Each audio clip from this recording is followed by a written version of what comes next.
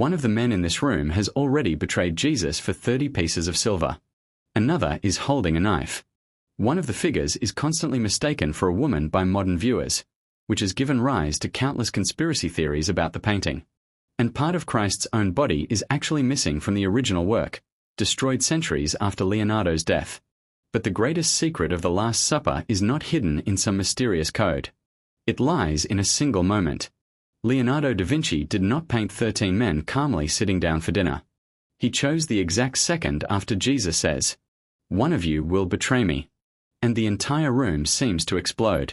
Fear, anger, confusion, suspicion. 12 people hear exactly the same sentence, yet Leonardo gives each of them a completely different reaction. And one of them already knows the answer. Leonardo da Vinci created the Last Supper between approximately 1495 and 1498. It remains today in the place for which it was originally created, the refectory of the Dominican monastery of Santa Maria del Grazie in Milan. And the work is enormous. It measures about 4.5 meters high and almost 9 meters wide. Imagine being a monk eating in this room more than 500 years ago. You sit down at your table, raise your eyes, and directly in front of you is another long table. Jesus and the apostles seem to be having dinner in an extension of the very room you are sitting in. Leonardo did this deliberately. The architecture painted on the wall seems to continue the real space of the refectory. The walls recede into the distance. The lines of the ceiling draw your eyes deeper into the scene. And almost all of them eventually direct your attention toward one person: Jesus. Artists had depicted the Last Supper long before Leonardo. The subject was especially common in monastery dining halls. But Leonardo made one crucial decision. Instead of showing a calm, sacred meal, he chose the most psychologically intense moment. Jesus has just announced that one of the 12 will betray him. Imagine sitting at a table with people you consider your closest companions, only to suddenly learn that one of them has secretly turned against you. That is why almost everyone around Christ is in motion. Someone leans forward. Someone suddenly pulls away. Someone raises his hands. Someone desperately tries to understand who Jesus is talking about. The apostles are arranged in 4 groups of 3. But these groups do not feel static. They resemble waves spreading outward from the center of the painting. The sentence has already been spoken, and the emotional shock seems to travel across the entire table. Leonardo was deeply interested in the way a person's inner emotions reveal themselves through the body, through the face, through the hands, through posture. And the Last Supper becomes almost a psychological experiment. What does the same shocking revelation look like on 12 different faces? Let's begin on the far left. The first man is Bartholomew. He looks as though he is about to rise completely from his seat. His hands press against the table, and his body thrusts forward. He needs to understand what Jesus has just said. Beside him is James the Lesser. He turns toward the others, drawn into the confusion around him. And next to him is Andrew. Look at his hands. Both palms are raised. It almost seems as if he is saying, "It wasn't me." 3 men. 1 sentence. And 3 completely different reactions. But then we come to the most tense group in the entire painting. Here we find Judas, Peter, and John. And Leonardo does something unusual with Judas. In many earlier depictions of the Last Supper, artists made the traitor extremely easy to identify. Judas was often separated from the others and placed alone on the opposite side of the table. Leonardo does something different. Judas sits among the others. He is still part of the group. And that makes the scene even more disturbing. Because betrayal usually does not come from a stranger standing somewhere far away. It comes from someone who is already sitting beside you. Look more closely at Judas. While the others react emotionally toward Christ or toward one another, Judas pulls back. Part of his face is hidden in shadow. And in his hand, he holds a small bag. Traditionally, this has been associated with the 30 pieces of silver Judas received for betraying Jesus. Leonardo does not write the word traitor above his head. He simply leaves clues, and allows the viewer to discover him. Now look just behind Judas. There is Peter. And near him, you can notice a very strange detail: a knife. Because of the complicated overlapping of hands and bodies, It is not immediately obvious who it belongs to. But the knife is associated with Peter. And it is not a random object. Later, during the arrest of Jesus, one of his followers uses a weapon and cuts off the ear of the high priest's servant. In the Gospel of John, that person is identified as Peter. So the arrest has not even happened yet, and Leonardo has already placed the weapon in Peter's hand. It feels almost like a warning of what is about to happen. Peter is devoted to Christ, but his devotion is impulsive. He is prepared to defend him with violence. And yet, before the same night is over, Peter will deny knowing Jesus 3 times. So Judas is not the only person at this table who will reveal human weakness. Beside Peter is a young figure with long hair and delicate facial features. This is John. And he has become the source of one of the most famous modern theories surrounding the painting. Many people look at his face and ask, "Isn't that a woman?" This idea became especially popular because of the novel and film The Da Vinci Code, where the figure is associated with Mary Magdalene. But there is no reliable historical evidence that Leonardo deliberately painted Mary Magdalene in this position. Traditionally, the figure is identified as the Apostle John. And in the art of Leonardo's time, John was often portrayed as young, beardless, and with soft facial features. Modern viewers simply interpret this appearance differently. But the fact that people are still arguing about a single figure at this table more than 500 years later shows just how powerfully the painting continues to affect its audience. Now stop looking at the apostles. Look only at Jesus. Almost everyone around him is emotionally exploding. But he remains calm. His body forms a stable, almost triangular shape. His arms open toward the table. His head sits at the center of the composition. And the perspective of the room literally guides our eyes directly toward him. Look at the ceiling. The walls. The architectural details. All of these lines seem to converge near the head of Christ. Even if you know nothing about the rules of perspective, Leonardo is still controlling your gaze. It is almost as if he is saying, "Look here." Behind Jesus are 3 windows. The central window frames his head against the bright sky. Because of this, Leonardo does not even need to give Christ a huge golden halo. Light and architecture perform that function instead. Around Christ, there is chaos. Yet he remains the calm center of the entire scene. On the other side of him are Thomas, James the Greater, and Philip. Thomas leans forward and raises one finger. Later, Thomas will become famous for doubting the resurrection of Christ until he receives physical proof. So the raised finger fits especially well with his image as someone who questions and seeks evidence.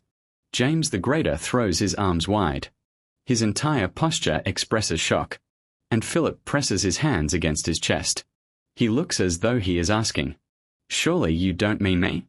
At the far right end of the table are Matthew, Judas Thaddeus, and Simon. They are already discussing what they have just heard among themselves. It feels as though a real argument is beginning. Who is he talking about? What does he mean? Who could possibly do such a thing? And that is exactly why the composition feels so modern. These are not 13 people frozen in place for a religious portrait. It feels more like a single frame from a film. If we could press play, it seems as though everyone would immediately begin talking and moving at once. But now we come to one of the strangest parts of the story. Leonardo created one of the greatest masterpieces in human history using a technique that nearly destroyed it. Traditional frescoes were painted onto wet plaster. The pigment became embedded in the surface as the plaster dried, making the image extremely durable. But fresco had one major disadvantage for Leonardo. You had to work quickly. And Leonardo did not like to rush. He wanted to be able to stop. Think. Return to a figure he had already painted. Change a face. Add new layers. Adjust the light and shadows. So instead of using a traditional fresco technique, he experimented with painting on a dry, prepared wall. This allowed him to work more slowly and create subtle effects. Artistically, the result was extraordinary. Technically, however, the decision was almost disastrous. The paint was much less securely bonded to the wall. And the work began to deteriorate surprisingly quickly. Only about 20 years after its completion, observers were already noticing that the painting was deteriorating. Think about that. One of the greatest masterpieces in history began disappearing while people who had seen it brand new were still alive. But the problems did not end there. In 1652, A doorway in the lower central section of the wall was enlarged, and that opening destroyed part of Leonardo's original painting, including the feet of Jesus. Today, they simply do not exist. They are not hidden underneath another layer of paint. They cannot be revealed by some future restoration. That part of the original is gone forever. Early copies of the Last Supper allow us to get an idea of what Christ's feet originally looked like, but Leonardo's actual painting in that area has been permanently lost. It is especially strange to think about this today. Now, the Last Supper is considered one of the greatest treasures of world culture. But at one point, someone looked at this very wall and essentially decided, we need a bigger doorway here. And part of the painting was destroyed. But the work still had another terrifying ordeal ahead of it. In 1943, during the Second World War, the monastery complex was hit by bombing. The building was severely damaged. Parts of the roof and walls collapsed. Photographs taken after the bombing show a devastated refectory. And yet the wall containing the Last Supper was still standing. The painting survived again. Although by that point, it had already endured centuries of humidity, deterioration, and repeated attempts at restoration. In the 20th century, one of the most extensive restorations in the painting's history began. The work started in 1977 and continued for more than 20 years. Restorers gradually removed later layers of paint that had been added by previous generations and tried to preserve what genuinely remained of Leonardo's work. Today, the room itself is carefully controlled. Temperature, humidity, dust levels, air quality, even the number of people who can enter at the same time. Everything matters. Because the masterpiece remains extremely fragile. And this raises an interesting question. When we look at the Last Supper today, how much of Leonardo are we actually seeing? The painting deteriorated. It was repeatedly restored, repainted, cleaned. It suffered from moisture. Part of the image was physically destroyed. The building around it was bombed. What we see today is far weaker and more faded than what a viewer would have seen at the end of the 15th century. But one thing survived almost everything. The idea. The psychology of the characters. Judas is still pulling away. Peter is still holding the knife. Andrew is still raising his palms. Thomas is still pointing with his finger. Philip is still pressing his hands against his chest. And Christ is still sitting calmly at the center. The surface of the painting suffered, but its story and its emotions survived. And perhaps that is why the endless search for secret codes sometimes distracts us from something far more impressive.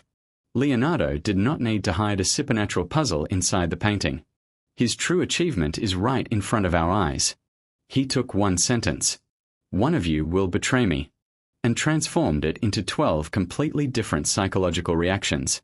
Judas has not left yet. The arrest has not happened yet. The crucifixion is still to come. The food is still on the table. Physically, almost nothing has changed. But emotionally, the group has already fallen apart. A single sentence has brought fear into the room. Suspicion. Anger. Guilt. Loyalty. Confusion. And perhaps that is why this painting still feels so human more than 500 years later. People often reveal who they truly are most clearly when something suddenly goes wrong. When everything is calm, anyone can appear loyal. Anyone can look confident. Everyone can sit together at the same table. But introduce fear, uncertainty, betrayal, and everyone begins to react differently. Some become angry. Some immediately defend themselves. Some search for answers. Some fall silent. And some already know the truth they are desperately trying to hide. Leonardo did not simply paint the final meal of Jesus. He painted the exact second when trust disappeared from the room. And perhaps that is why the Last Supper remains so powerful.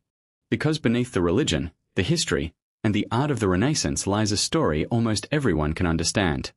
The person who betrays you is rarely a stranger standing outside the door.